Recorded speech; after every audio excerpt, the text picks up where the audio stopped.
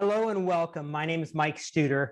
I want to bring you in to a very exciting informational webinar today to talk to you a little bit about some opportunities with Parkinson's disease that you may not currently be taking advantage of. I want you to consider the question that's posed in front of you right now.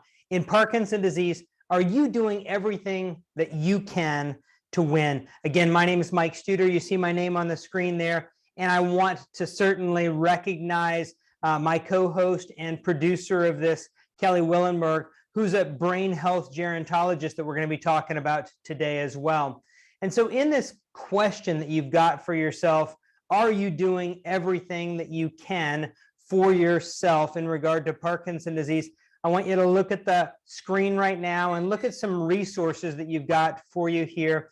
The MyMemoryWorx.org website is down at the bottom for you with a complimentary phone number at the top, 217-254-2149. That is the MyMemoryWorx main contact information. And Kelly Willenberg, who we're going to be talking about more, can be reached there to be able to craft and prescribe the best program for you with Parkinson's disease. And let's get back to that question at hand. Are you doing everything that you can be for Parkinson's disease? And let's start with what we actually know. So Parkinson's disease was discovered by Dr. James Parkinson in about 1816, if you can believe it. And if you see the time frame here, you understand that from about 1908 on, still going today, we've really been exploring the surgical correction, and that's where everything started.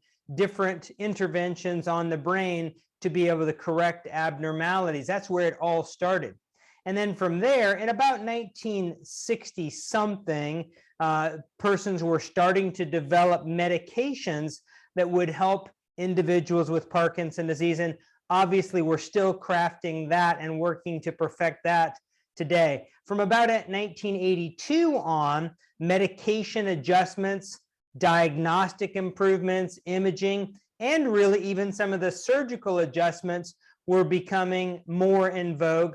And then by 1985, some therapies, physical, occupational therapies, were being considered to be interventionable and also significant for persons with Parkinson's disease. By the time we hit 1998, rehabilitation was becoming certainly a main role and part of the recipe that persons with Parkinson's disease needed to be able to adopt, and expanding beyond just the consideration that the disease was more than just a motor disease. By the time we hit 2015, some pretty earth-shattering revelations that we could actually slow the disease down with medications and, more importantly, with conservative-based exercise therapy. And then obviously some things came to a little bit of a halt by the time we hit the pandemic in 2020. But you're thinking to yourself, the science has continued to evolve. If you just look back at the early 1990s, the science that we had available looking at this as a primary motor disease, creating obstacles on the floor for people to be able to step over, and then potentially even evolving to having those obstacles on the floor be something they carried with them, a laser behind a walker, superimposed in a pair of glasses. And you look at the summary here, we thought it was a motor condition only. We tried to use medication to be able to adjust for the progressing stages of the disease.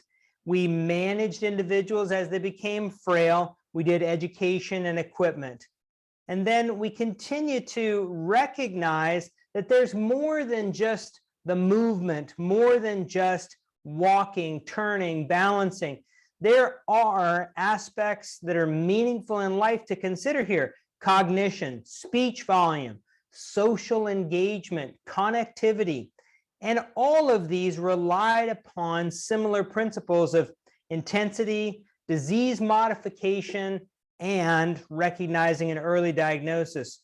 So where are we headed in the future? Hopefully nothing but continued better things utilizing this science and more to come. But now we're faced with that question again: what arenas of Parkinson's disease are you optimizing? Look at the list here: Parkinson's disease boxing, pedaling, and dance, specific programs for these conditions, strength and power training, high intensity interval training, and Parkinson-specific training in movement or voice. If you weren't aware that some of these were in existence, you can't be utilizing them to your greatest benefit.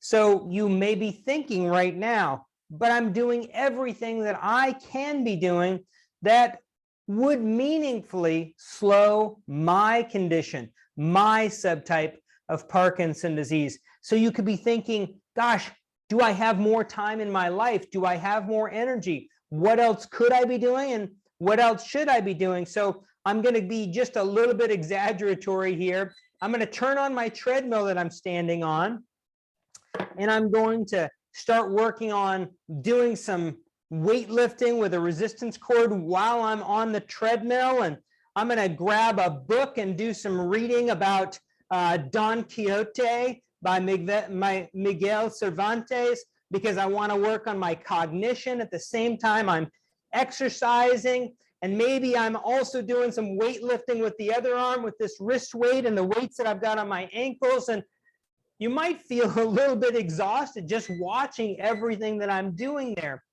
And I want to make certain that you realize that with the right leadership, the programs that you could be navigating with Parkinson's disease for you don't have to feel so just exhausting so much. Where do I find the time? Where do I find the energy? And where do I find the expertise? That's what I want to provide to you. Is I want you to look for arenas of Parkinson's disease science that you could adopt, that you need. So consider some of the options of laughter-based group exercise, and really some considerations of doing some facial expressions and neck exercises and head exercises to help you with some arenas that you might not be currently tapping into.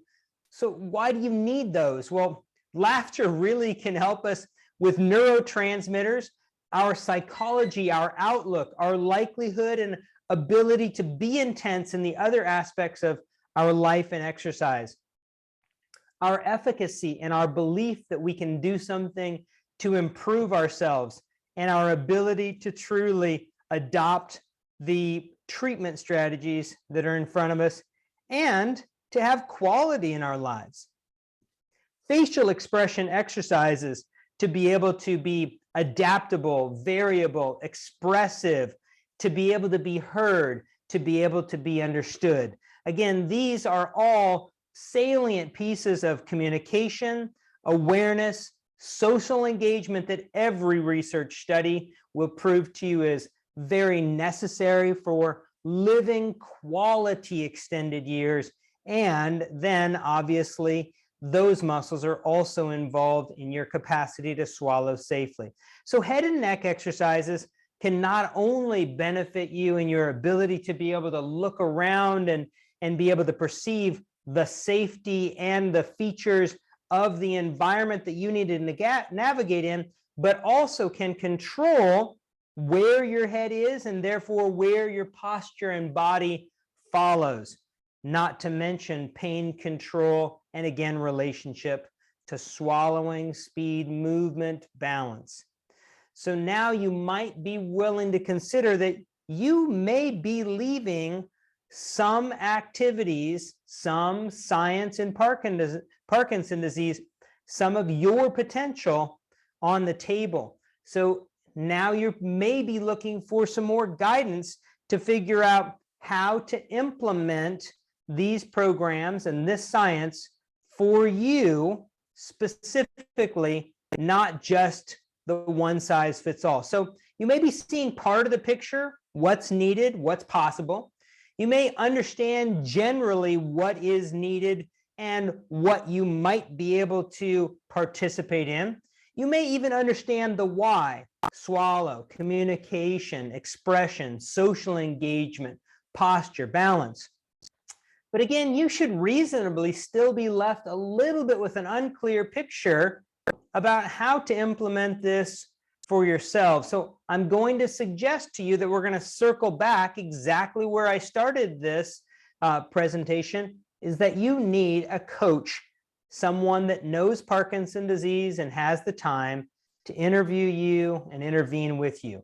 So we look at the different items that are available in a menu or a buffet, if you will, of all the possible things to do with Parkinson's disease, such as power training, rock steady boxing, speak out, advanced team training, cognitive stimulation therapy, gero health coaching, so that you don't have to find yourself running on a treadmill at 3.3 miles an hour and lifting a resistance cord with one hand and a wrist weight with the other while you're trying to read about Don Quixote. You need some guidance. And down at the bottom, just like I promised you, Kelly Willenberg can be here for you because she's a brain health gerontologist. There aren't many of those around.